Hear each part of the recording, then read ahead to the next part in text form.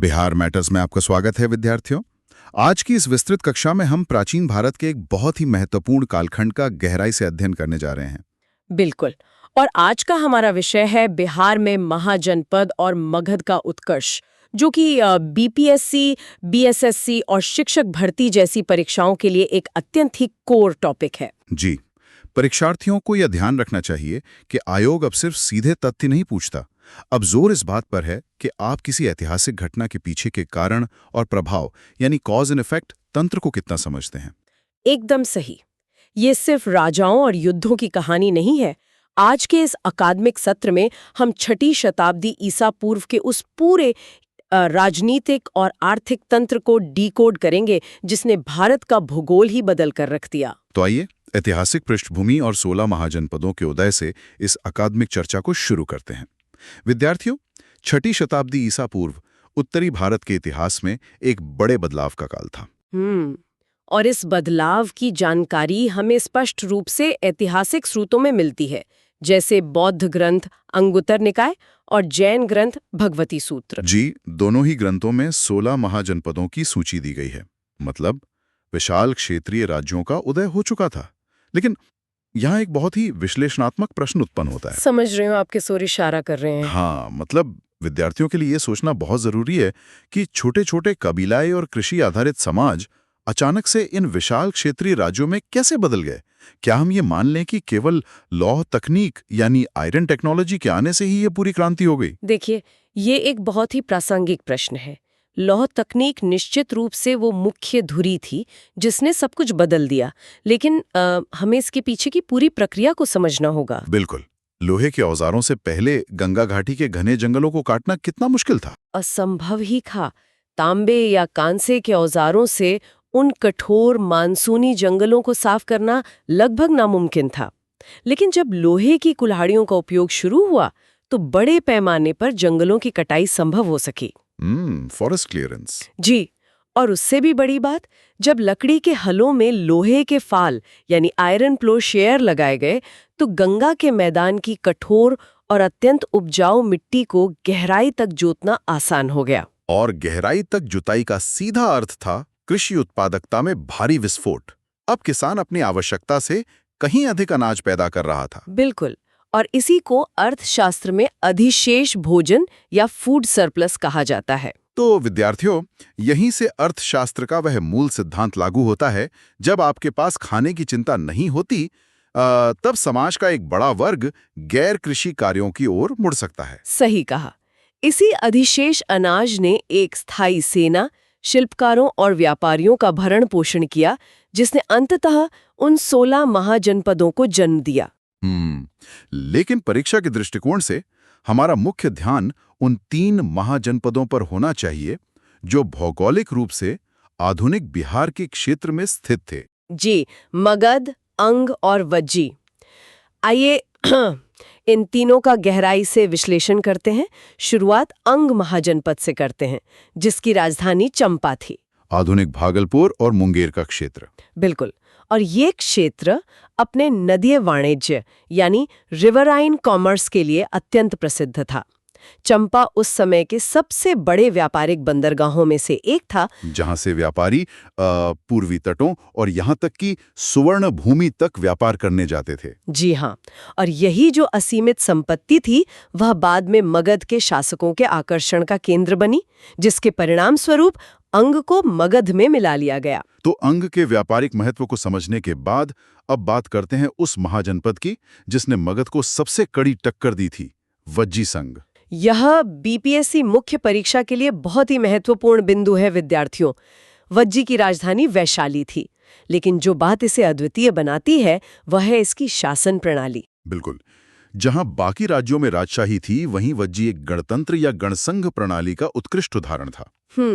ये कोई एक राज्य नहीं था, बल्कि 8 कुलों का एक कबीलाई संघ था, जिसमें लिच्छवी, विदेह और ज्ञात्रक कुल सबसे प्रभावशाली थे। और विद्यार्थियों, वैशाली की इस व्यवस्था को विश्व के सबसे शुरुआती गणतंत्रों में से एक माना जाता है। एकदम सही।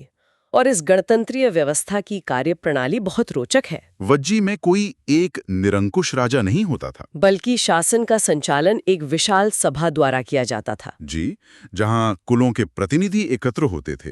वे सामूहिक रूप से नीतियों पर चर्चा करते थे, मतदान करते थे और एक मत से निर्णय लेते थे। एक तरह से आधुनिक संसदों का बहुत ही प्रारंभिक रूप। लेकिन यहाँ एक विरोधाभास है। यदि वज्जी की प्रणाली इतनी समावेशी थी, नागरिक अपने स्वयं के संघ के लिए लड़ रहे थे, तो फिर वो मगध के सामने हार क्यों गए? और यही प्रश्न हमें हमारे अगले और सबसे महत्वपूर्ण खंड की ओर ले जाता है, मगध का ही उत्कर्ष क्यों? हाँ, 16 महाजनपदों में से केवल मगध ही प्रथम भारतीय साम्राज्य का केंद्र क्यों बन पाया? देखिए परीक्षार्थियों, जब आप मगध की सफलता का विश्लेषण करें, तो आपको 4 प्रमुख स्तंभों पर ध्यान देना होगा: भूगोल, अर्थव्यवस्था, सेना और राजनीतिक नेतृत्व। सबसे पहले भौगोलिक और आर्थिक लाभ की बात करते हैं। मगध का हृदय स्थल उपजाऊ गंगा के मैदानों में था। बिल्कुल। गंगा, सोन, पुनपुन और गंडक जैसी नदियां इसे प्राकृतिक सिंचाई और समृद्ध जलोढ़ मिट्टी प्रदान करती थीं, जिससे वह कृषि अधिशेष पैदा हुआ, जिसकी हमने पहले चर्चा की। लेकिन मगध के पास एक ऐसा तुरुप का इक्का था जो बाकी जनपदों के पास नहीं था। और विद्यार्थियों, मैं इस बिंदु पर विशेष जोर दूंगा। आप लौह अयस्क की उपलब्धता की बात कर रहे हैं ना? जी हाँ, बीपीएससी परीक्षाओं में इसे सबसे महत्वपूर्ण कारक माना जाता है। केवल लोहे का ज्ञान होना और अपनी स्वयं की खदानें होना, इन दोनों बातों में जमीन आसमान का अंतर है। बिल्कुल सही कहा। मगध का क्षेत्र आधुनिक छोटा नागपुर पठार और दक्षिण बिहार बेल्ट के बिल्कुल करीब था और प्राचीन काल में परिवहन बहुत कठिन था। तो उच्च गुणवत्ता वाले लोहे के भंडारों तक की जो सीधी पहुंच थी, वो मगध के लिए एक गेम चेंजर साबित हुई। जहां अन्य राज्यों को लोहा आयात करना पड़ता था, वहीं मगध असीमित मात्रा में सबसे मजबूत हथियार और उपकरण बना रहा था। इससे मगध को एक स्पष्ट सैन्य बढ़त मिली। और इस सैन्य बढ़त में एक और प्राकृतिक संसाधन का भी बहुत बड़ा हाथ था, हाथी। जी, मगध के आसपास के जंगलों में हाथियों की बहुतायत थी और प्राचीन युद्ध कला में हाथियों की भूमिका बिल्कुल वैसी ही थी जैसी द्वितीय विश्व युद्ध में टैंकों की थी। बिल्कुल, वे दलदली क्षेत्रों को पार कर सकते थे और दुश्मन की पैदल सेनाओं को कुछ ही मिनटों में कुचल सकते थे। घोड़े और रथ वाले महाजनपद इनके सामने टिक ही नहीं सके। और अगर सुरक्षा की बात करें तो मगध की प्रारंभिक राजधानी अराजगृह की भौगोलिक अवस्थिति अपने आप में एक रक्षा कवच थी। 5 पहाड़ियों से घिरा हुआ शहर, एक अभेद्य प्राकृतिक दुर्ग। और विद्यार्थियों, इस अतिरिक्त इस शहर को साइक्लोपियन दीवारों से घेरा गया था। साइक्लोपियन दीवारें, बिना किसी गारे या सीमेंट के केवल विशाल और भारी पत्थरों को एक दूसरे के ऊपर रखकर बनाई गई मजबूत संरचनाएं, जिन्हें भेदना उस समय लगभग असंभव था। तो मगध के पास प्रकृति का दिया सब कुछ था, उपजाऊ जमीन, लोहा, हाथी और प्राकृतिक किले। लेकिन इतिहास हमें यह भी सिखाता है कि केवल संसाधन होना पर्याप्त नहीं है। उन्हें साम्राज्य में बदलने के लिए एक दूरदर्शी राजनैतिक नेतृत्व की आवश्यकता होते है, जो मगध को मिला बिंबिसार और अजातशत्रु जैसे शासकों के रूप में। जी, बिंबिसार की रणनीतियों का विश्लेषण करना यहाँ बहुत महत्वपूर्ण है। वो केवल एक योद्धा नहीं, बल्कि एक चतुर कूटनीतिज्ञ था। उसने कोसल और लिच्छवी राजकुमारियों के साथ विवाह गठबंधनों का उपयोग किया। और विद्यार्थियों, इसके पीछे का रणनीतिक उद्देश्य बहुत स्पष्ट था, मगध की उत्तरी और पश्चिमी सीमाओं को सुरक्षित करना, ताकि पूरा ध्यान पूर्व की ओर अंग महाजनपद को जीतने में लगाया जा सके। एक क्लासिक भू राजनीतिक रणनीति। और जहां बिंबिसार ने कूटनीति का मार्ग अपनाया, वहीं उसके पुत्र अजातशत्रु ने आक्रामकता और तकनीकी नवाचार का सहारा लिया। अजातशत्रु ने ही वज्जी संघ को एक लंबे युद्ध में पराजित किया था, और इस जीत में उसके 2 विनाशकारी नए हथियारों का बड़ा रोल था, महाशिलाकंटक और रथमुसल। बिल्कुल विद्यार्थियों, महाशिलाकंटक एक प्रकार का विशाल गुलेल या कैटापुल्ट था, जो दूर से दुश्मन पर भारी पत्थर फेंकता था। और रथमुसल एक ऐसा आधुनिक रथ था जिसमें गदा या धारदार हथियार लगे होते थे, जो बिना सैनिकों के भी युद्ध के मैदान में तबाही मचा सकता था।